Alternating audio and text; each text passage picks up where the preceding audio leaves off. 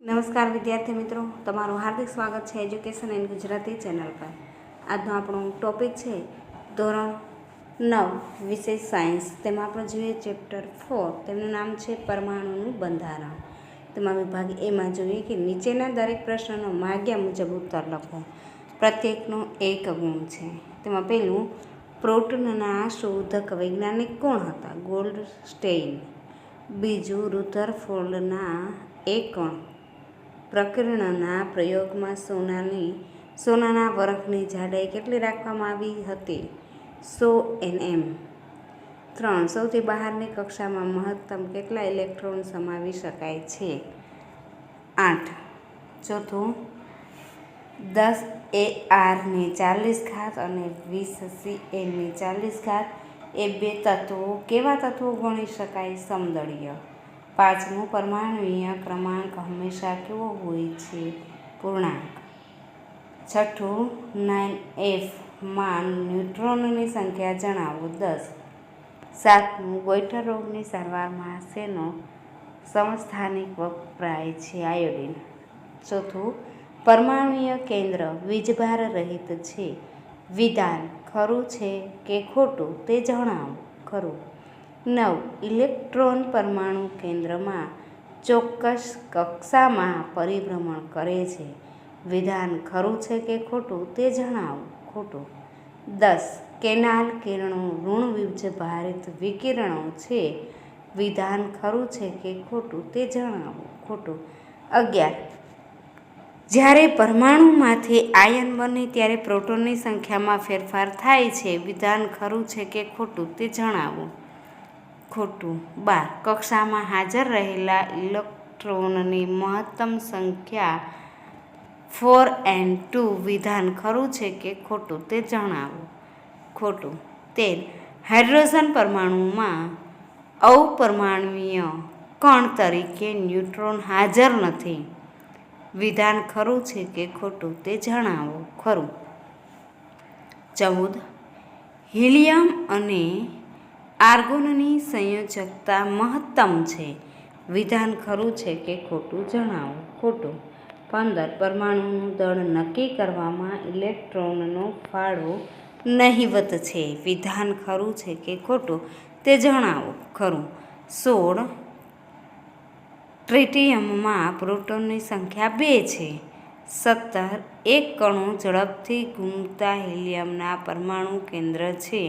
18. સલ્ફરની બાહ્યતમ કક્ષામાં ઇલેક્ટ્રોનની સંખ્યા 6 છે. 19. 11 Na 22 અને 10 Ne 22 એ એકબીજાના સમદળીય તત્વો છે. 20. સમસ્થાનિક તત્વોમાં ન્યુટ્રોનની સંખ્યા ભિન્ન છે. 21. તત્વ X ની K કક્ષામાં 2 અને L કક્ષામાં 6 ઇલેક્ટ્રોન ગોઠવાયેલા હોય તો તત્વોનો પરમાણુય ક્રમાંક 8 છે.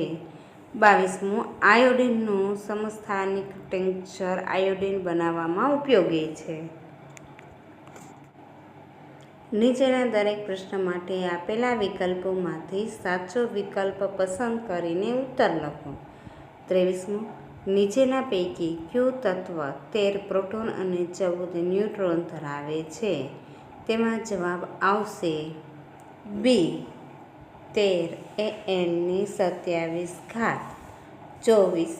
રુથરફોર્ડનો આલ્ફા કણ પ્રકીર્ણનનો પ્રયોગ શેની શોધ માટે જવાબદાર છે? જવાબ આવશે પરમાણુય કેન્દ્ર. 25. N3 ઋણ આયનમાં સંયોજકતા ઇલેક્ટ્રોનની સંખ્યા કેટલી છે? 8. 26. Na+ની સંપૂર્ણ ભરાયેલી K કક્ષામાં કેટલા ઇલેક્ટ્રોન છે? જવાબ આવશે બી. 8. 27. હાઇડ્રોજનના સમસ્થાનિકોની સંખ્યા જણાવો.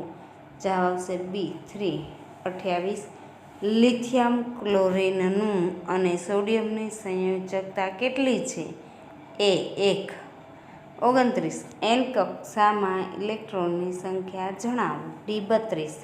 30. પ્રોટોનનું દળ ઇલેક્ટ્રોનના દળ કરતાં આશરે કેટલા ગણું વધુ છે? જવાબ આવશે બી 2031. નીચેના પૈકી શેનો ઉપયોગ કેન્સરની સારવાર માટે થાય છે? જવાબ આવશે બી 32. ક્લોરીન પરમાણુનો સરેરાશ દળાંક કેટલો છે? જવાબ આવશે સી 35.5 યુ.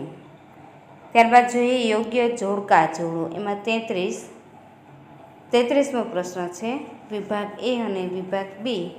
ત્યારબાદ જોઈએ તેમના ઉત્તરો. ઇલેક્ટ્રોન, તેમાં આવશે ઋણ વીજભારિત કણ. હિલિયમ, તેમાં આવશે નિષ્ક્રિય વાયુ. ન્યુટ્રોન, વીજભાર રહિત કણ. અને ચોથું સોડિયમ, તેમાં આવશે ધાતુ તત્વ. પ્રશ્ન નંબર 34. વિભાગ 1 કક્ષા અને વિભાગ 2માં ઈ ઋણની સંખ્યા. તેમાં આપણે જોઈએ એન, તેમાં આવશે 64. એમ 2/3, એલ 8 અને કે એમાં આવશે એ. ત્યારબાદ જોઈએ વિભાગ બી. નીચે આપેલા પ્રશ્નોના આશરે 40થી 50 શબ્દમાં માગ્યા મુજબ ટૂંકમાં ઉત્તર લખો. પ્રત્યેકના 2 ગુણ છે. તેમાં પહેલું, થોમ્સન પરમાણુ નમૂનાની મર્યાદા જણાવો.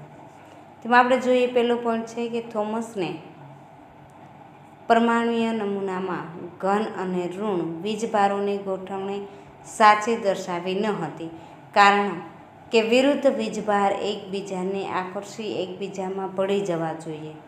બીજો પોઈન્ટ જોઈએ કે થોમ્સને દર્શાવેલી ગોઠવણી જુદા જુદા તત્વોના અલગ અલગ રાસાયણિક ગુણધર્મો સમજાવી શકતી નથી અને અન્ય વૈજ્ઞાનિકો દ્વારા પ્રયોગોના પરિણામો થોમસની પરમાણુય નમૂનો સમજાવી શક્યો નહીં.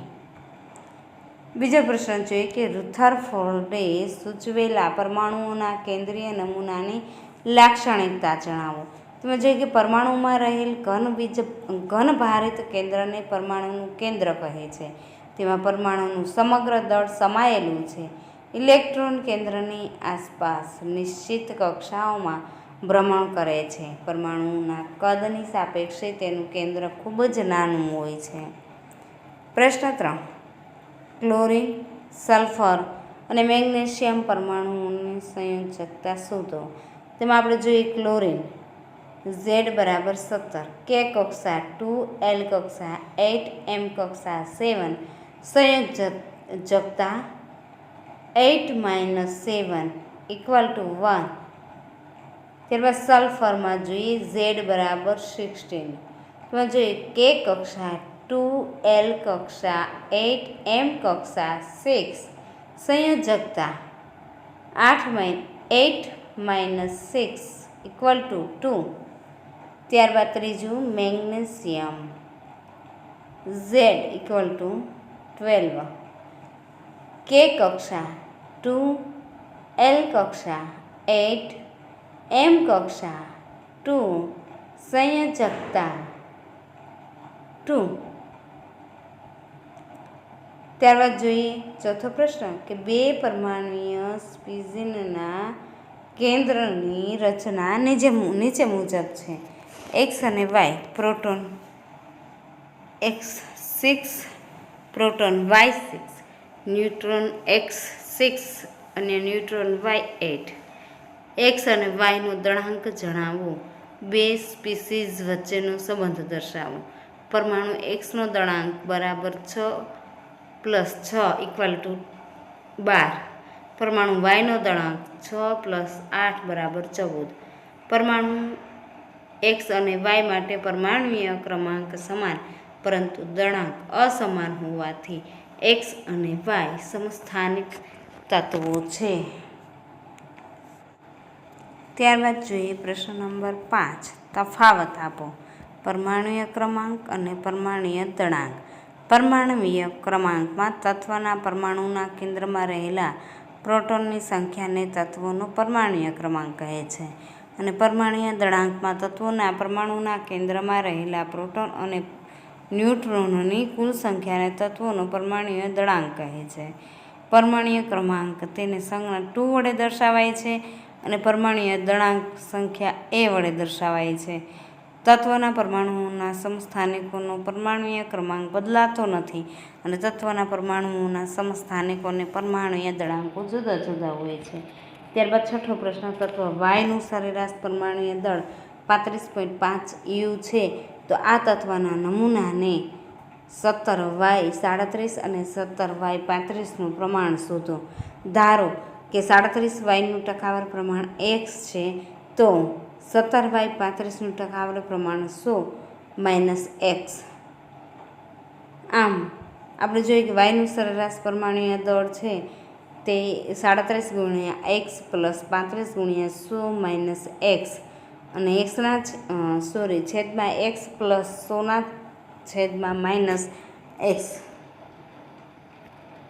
ત્યારબાદ જોઈએ, તેથી 35.5 બરાબર 37x + 3500 - 35x/100. તેથી 3550 - 37x + 3500 - 35x. તેથી 50 બરાબર 2x. તેમાં આપણે જોઈએ કે આમ વાયનું x બરાબર 25 થાય, બરાબર.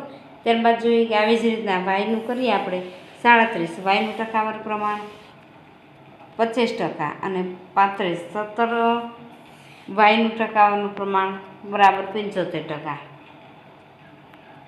વ્યાખ્યા આપો. સમસ્થાનિક એક જ તત્વના જુદા જુદા પરમાણુઓ કે જેમના પરમાણ્વીય ક્રમાંક સરખા હોય પરંતુ પરમાણ્વીય દળ જુદા જુદા હોય તેવા તત્વોને પરમાણુઓને એકબીજા સાથે નામ સમસ્થાનિક કહે છે. સમદળીય તેમાં જોઈએ કે જુદા જુદા તત્વોના પરમાણુ કે જેમના પરમાણ્વીય ક્રમાંક અસમાન હોય પરંતુ દળાંક સમાન હોય તેવા તત્વોને સમદળીય કહે છે. ત્યારબાદ આપણે જોઈએ વિભાગ સીમાં. નીચે આપેલા પ્રશ્નોના આશરે 60 થી 80 શબ્દમાં મુદ્દાસર ઉત્તર લખો. પ્રત્યેકના 3 ગુણ છે. પહેલું, સમસ્થાનિકોના અનુપ્રયોગો જણાવો. એક જ તત્વના તમામ સમસ્થાનિકોના રાસાયણિક ગુણધર્મો સમાન હોય છે. અમુક સમસ્થાનિકો વિશિષ્ટ ગુણધર્મો ધરાવે છે જેનો ઉપયોગ વિભિન્ન ક્ષેત્રોમાં થાય છે. સમસ્થાનિકોના અનુપ્રયોગો નીચે મુજબ છે. પરમાણુ ભઠ્ઠીમાં બળતણ સ્વરૂપે યુરેનિયમના સમસ્થાનિકનો ઉપયોગ થાય છે અને કોબાલ્ટનું એક અસમસ્થાનિક કેન્સરની અવસ્થામાં વપરાય છે. ગેઇટર આ રોગની સારવારમાં આયોડિન એક સમસ્થાનિકોનો ઉપયોગ થાય છે. બીજું, સંયોજકતા વિશે નોંધ લખો. પરમાણુની સૌથી બહારની કક્ષામાં રહેલા ઇલેક્ટ્રોનની સંખ્યાને સંયોજકતા ઇલેક્ટ્રોન કહે છે. તે કક્ષાને સંયોજકતા કહે છે. સંયોજકતા કક્ષામાંના અયુગ્મિતા ઇલેક્ટ્રોનની સંખ્યાને તે પરમાણુની સંયોજકતા કહે છે. દરેક તત્વનો પરમાણુ અન્ય તત્વના પરમાણુ સાથે સંયોજાવા માટેની નિશ્ચિત ક્ષમતા ધરાવે છે જેને સંયોજકતા કહે છે. કોઈપણ પરમાણુની બાહ્યતમ કક્ષામાં વધુમાં વધુ 8 ઇલેક્ટ્રોન સમાવી શકાય છે. જે તત્વોની બાહ્યતમ કક્ષા ઇલેક્ટ્રોનથી સંપૂર્ણ ભરાયેલી હોય તેવા તત્વોના પરમાણુઓ ખૂબ જ ઓછી રાસાયણિક સક્રિયતા ધરાવે છે.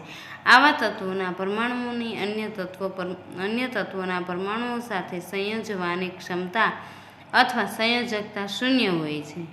2 કે તેથી વધુ તત્વોના પરમાણુઓની બાહ્યતમ કક્ષામાં ભાગીદારી કરતા આવા વિનિમય કરતા ઇલેક્ટ્રોનની સંખ્યાને સંયોજકતા કહે છે.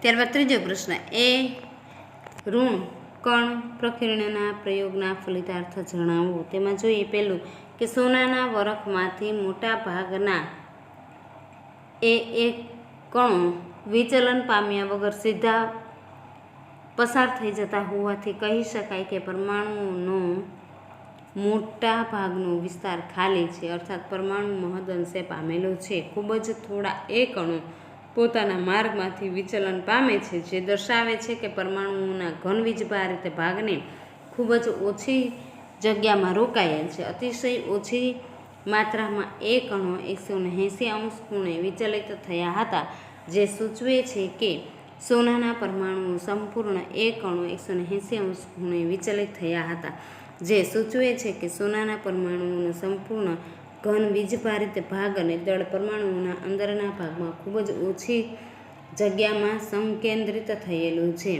રુધરફોર્ડે ગણતરીથી શોધ્યું છે કે પરમાણુની ત્રિજ્યા કરતાં તેના કેન્દ્રની ત્રિજ્યા એ ઘણી ઓછી છે. ત્યારબાદ ચોથો પ્રશ્ન જોઈએ, ઇલેક્ટ્રોન, પ્રોટોન અને ન્યુટ્રોનના ગુણધર્મોની સરખામણી કરો. ઇલેક્ટ્રોનિક ઋણ વીજભારિત અપરમાણુય કણ. બીજું, દળ અવગણી શકાય તેટલું. ત્રીજું, તે ઘનભારિત કણો તરફ આકર્ષણ પામે છે. પ્રોટીનમાં આપણે જોઈએ કે ઘન વીજભારિત અપરમાણુય કણ તે દળ 1 AMU છે અને તે ઋણભારિત કણો તરફ આકર્ષણ પામે છે. ન્યુટ્રોન વીજભારિત રહિત અપરમાણુય કણ, તેનું દળ 1 AMU છે, તે વીજભારિત રહિત હોવાથી આકર્ષણ પામતા નથી. વિભાગ ડી, નીચે આપેલા પ્રશ્નોના આશરે 90 થી 120 શબ્દમાં માગ્યા મુજબ સવિસ્તાર ઉત્તર લખો. પ્રત્યેકના 4 ગુણ. તેમાં પહેલું કે જે તત્વો સમસ્થાનિક ધરાવતા હોય તે તત્વોનું પરમાણુય દળ કેવી રીતે નક્કી કરી શકાય છે. તેમાં જોઈએ કે કોઈ પણ કુદરતી તત્વના પરમાણુનું દળ એ તે તત્વના કુદરતી રીતે મળતા તમામ પરમાણુઓના દળના સરેરાશ જેટલું હોય છે. જો તત્વને કોઈ સમસ્થાનિક ન હોય તો તે તત્વોનું દળ તેના કેન્દ્રમાં રહેલા પ્રોટોન અને ન્યુટ્રોનની કુલ સંખ્યાના સરવાળા જેટલું હોય છે. પરંતુ જે તત્વ સમસ્થાનિક સ્વરૂપે મળતો દરેક સમસ્થાનિક સ્વરૂપના ટકાવાર પ્રમાણ પરથી સરેરાશ પરમાણુય દળની ગણતરી કરવામાં આવે છે, જે નીચે મુજબ છે. સરેરાશ પરમાણુય દળ A × m + B × n છેદમાં m + n. દાખલા તરીકે ક્લોરીનના 2 સમસ્થાનિકો, તેમાં જોઈએ 77 Cl અને 17 1નું પ્રમાણ 75:25 હોય તો C1નો સરેરાશ પરમાણુય દળ બરાબર 35 × 75 + 37 × 25 છેદમાં 75 + 25 બરાબર 35.5 U. આમ Clનું સરેરાશ પરમાણુય દળ 35.5 U છે, જેનો અર્થ એમ નથી કે ક્લોરીનનો કોઈ પણ પરમાણુ અપૂર્ણાંક દળ ધરાવે છે. આનો અર્થ એમ થાય છે કે જો ચોક્કસ માત્રામાં ક્લોરીન લેવામાં આવે અને તેમાં ક્લોરીનના બંને સમસ્થાનિકોના સમાવેશ થાય તો તેનું સરેરાશ પરમાણુય દળ 34.5 હશે. બીજો પ્રશ્ન, તત્વની સંયોજકતા કેવી રીતે નક્કી કરી શકાય છે? ઉદાહરણ આપી સમજાવો. તેમાં જોઈએ કે કોઈ પણ તત્વની સંયોજકતા બાહ્યતમ કક્ષામાં રહેલા ઇલેક્ટ્રોનની સંખ્યા દ્વારા નક્કી થાય છે. દાખલા તરીકે હાઇડ્રોજન, લિથિયમ કે સોડિયમ તત્વના પરમાણુઓ બાહ્યતમ કક્ષામાં 1 ઇલેક્ટ્રોન ધરાવે છે. આથી આ તત્વો 1 ઇલેક્ટ્રોન ગુમાવી શકે છે, તેથી તેમની સંયોજકતા 1 છે તેમ કહી શકાય. મેગ્નેશિયમ અને એલ્યુમિનિયમની સંયોજકતા અનુક્રમે 2 અને 3 છે. જ્યારે સંયોજકતા ઇલેક્ટ્રોનની સંખ્યા 15 થી 7 હોય ત્યારે સૌથી બહારની કક્ષામાં અષ્ટક પૂર્ણ કરવા જોઈતા ઇલેક્ટ્રોનની સંખ્યા સંયોજકતા બને. જેમ કે ઓક્સિજનના પરમાણુઓની સૌથી બહારની કક્ષામાં 6 ઇલેક્ટ્રોન હોવાથી અષ્ટક પૂર્ણ કરવા 2 ઇલેક્ટ્રોન જોઈએ, તેથી ઓક્સિજનની સંયોજકતા 2 થાય. ક્લોરીનના પરમાણુઓની સૌથી બહારની કક્ષામાં 7 ઇલેક્ટ્રોન હોવાથી અષ્ટક પૂર્ણ કરવા ઇલેક્ટ્રોન જોઈએ, તેથી ક્લોરીનની સંયોજકતા 1 છે. થેન્ક યુ વિદ્યાર્થી મિત્રો.